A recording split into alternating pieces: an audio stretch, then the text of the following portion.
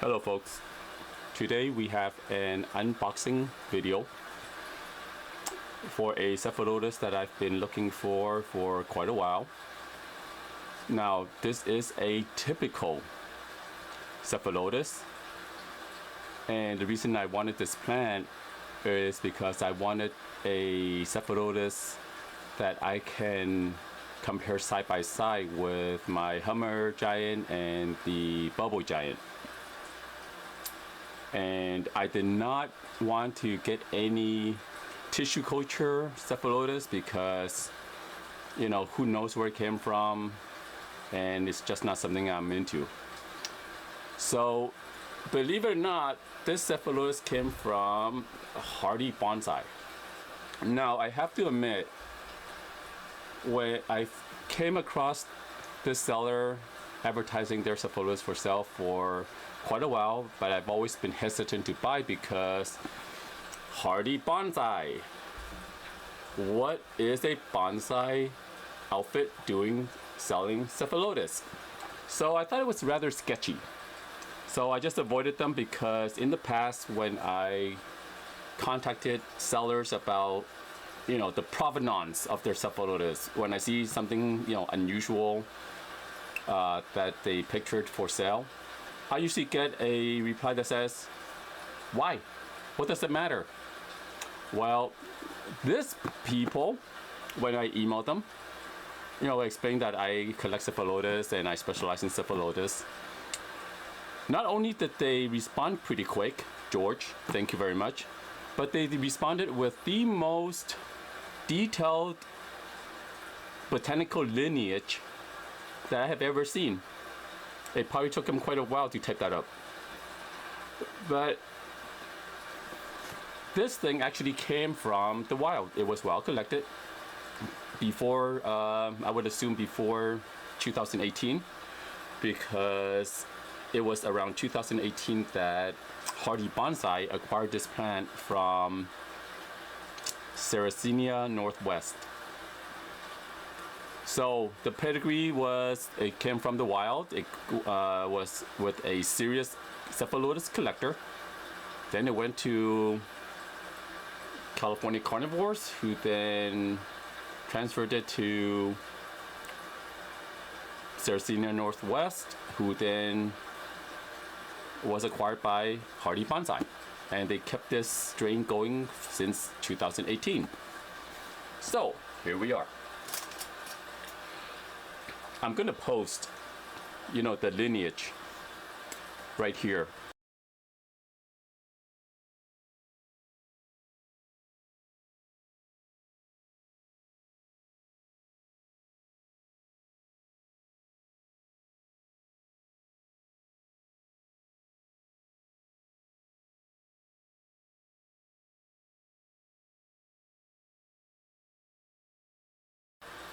While I do this unboxing. And let's see what we get. So one of the good things with buying Cephalotus that are well collected is you're not dealing with a generic clone that everybody has, and at one point or another everybody killed. So one of the descriptors about this Cephalotus was that it is a very vigorous clone. It's by far the most vigorous clone that George has ever seen. Now, mind you, this is not sponsored. We have no affiliation. It's just when I ever come across a seller who really cares about stuff, I give them credit where credit is due. And I have been screwed quite a few times. You know, when a seller posts a really nice picture of a Cephalotus, and what you get is something that's this big. Can you see the pinky? This big. This big. And you just paid an arm and a leg for it. So, boo for those people. So let's see what we have here. Sarracenia Northwest, Vigorous, large size. Hey. Okay. So far, very promising. I like the packaging.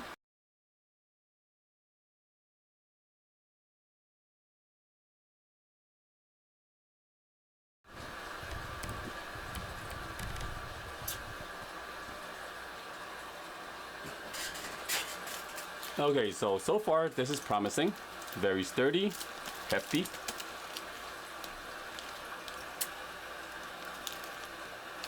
All right. Let's see what we got here.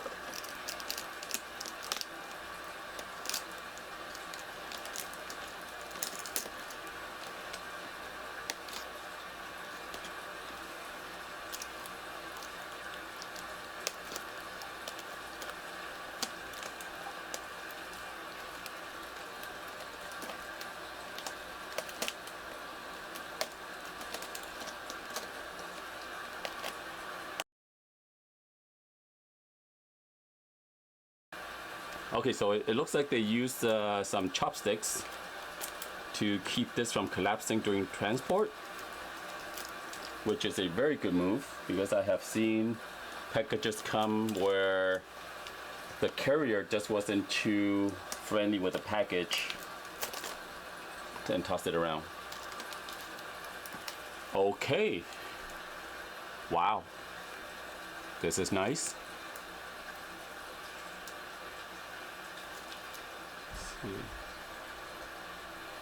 So no damage whatsoever.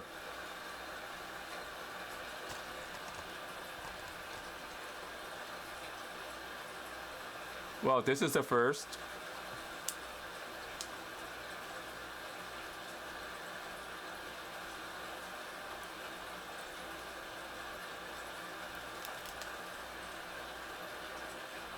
Yeah, no damage at all.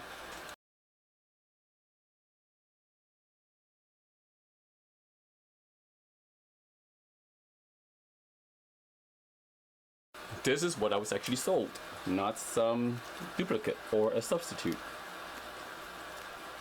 So kudos for that. I always like sellers who, sell as advertised. I like some sketchy folks I know out there. And needless to say, and the problem is, if you are a collector, okay? Let's say you are after all of these special clones. And for me, morphological differences is by far my biggest thing. Any clones that are named for its coloration is always sketch, because color is with light and environment. In my environment, like Eden Black, OG Black, they're never black. So I'm currently running a light experiment to give them super intense light, like the stuff that you find weed and pipe growers use, to see if I can turn them bright red, because I know for a fact my bubble giant, if you expose it to sunlight, it turns crimson.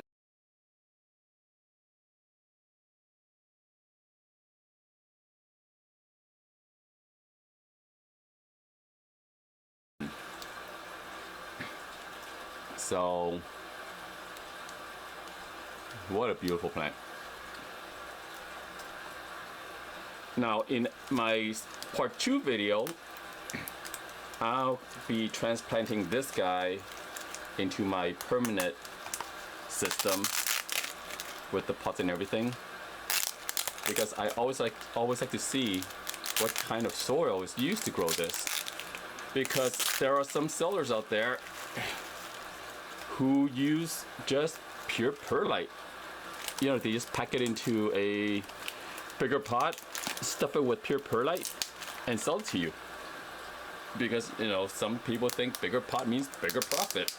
But it's always good to check the soil, because if the soil is not free draining, porous, healthy for the roots, you're gonna lose the plant pretty quick. All right, let me remove the chopsticks.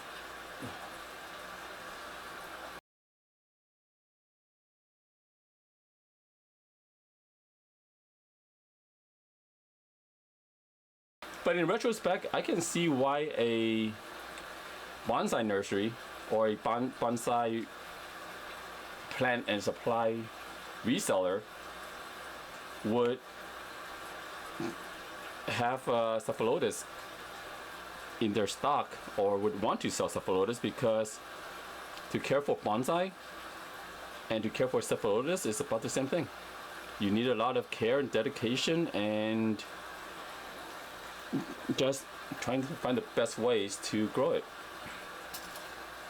So far, it does look like it's a really good soil mix. Let me do some probing.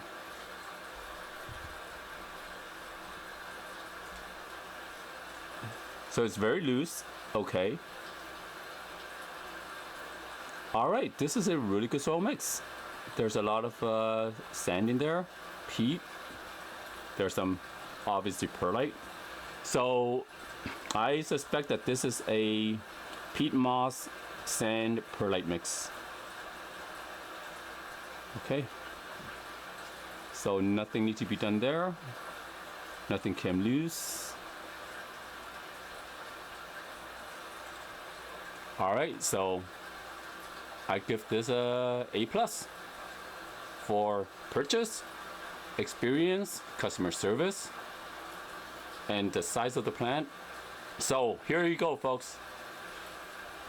Let's say this is your typical Cephalotus. Let me do a quick comparison. Has a picture length of almost 10 centimeters. 2 inches.